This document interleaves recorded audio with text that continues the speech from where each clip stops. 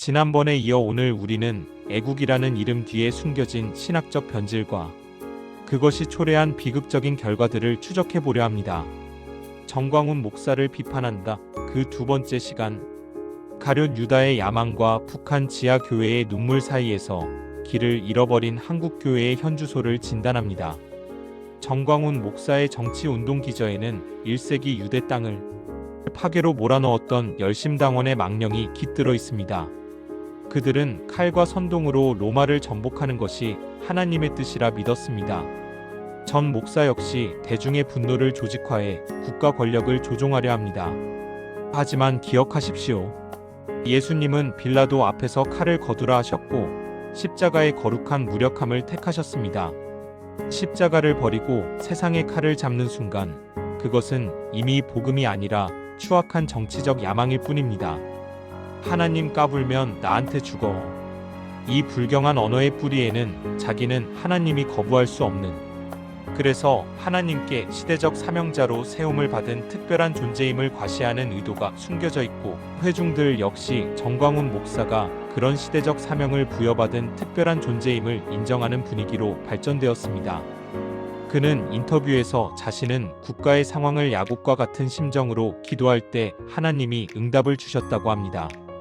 그 기도했던 심정이 야곱의 심정과 같았고 환도뼈가 부러지는 것과 같은 포기함을 모르고 뚝심 있게 하나님께 매달림으로 자기의 살 길을 보장받았다고 해석하며 이를 자신에게 투영하고 있습니다.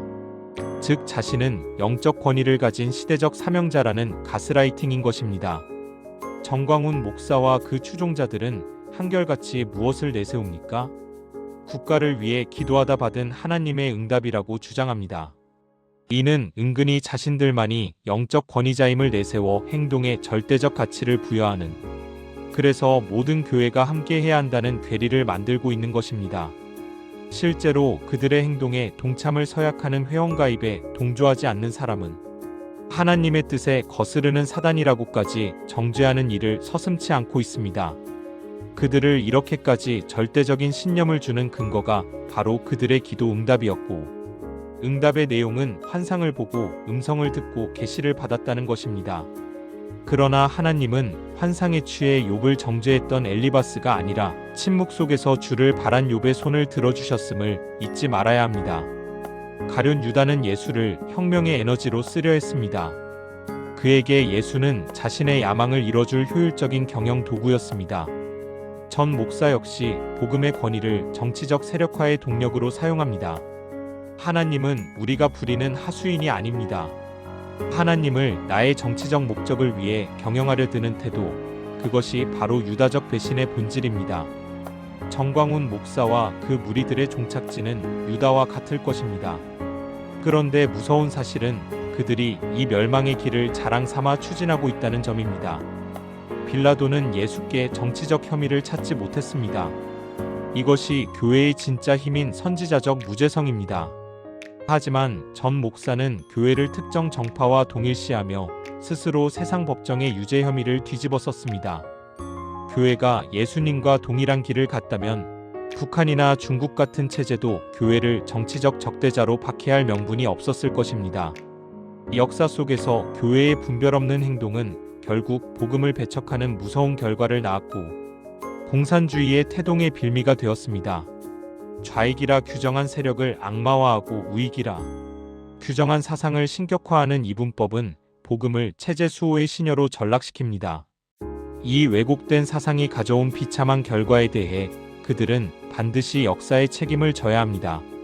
전 목사의 선동은 북한 당국의 기독교는 간첩 집단이라는 빌미를 제공합니다. 광장의 목소리가 커질수록 지하 성도들은 사지로 내몰립니다.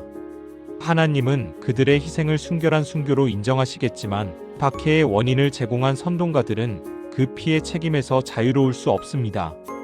여기서 묻습니다. 전 목사와 그의 추종자들은 북한 성도들의 희생을 순교라고 치장합니다. 그들의 희생이 순교라면 왜 그 핍박 세력에게 물리적 항거를 해야 합니까? 정말 그 희생이 거룩한 순교가 맞다면 우리는 그 희생이 복음 확산의 밑거름이 되게 해달라고 눈물로 기도하며 수용해야 하는 것 아닙니까?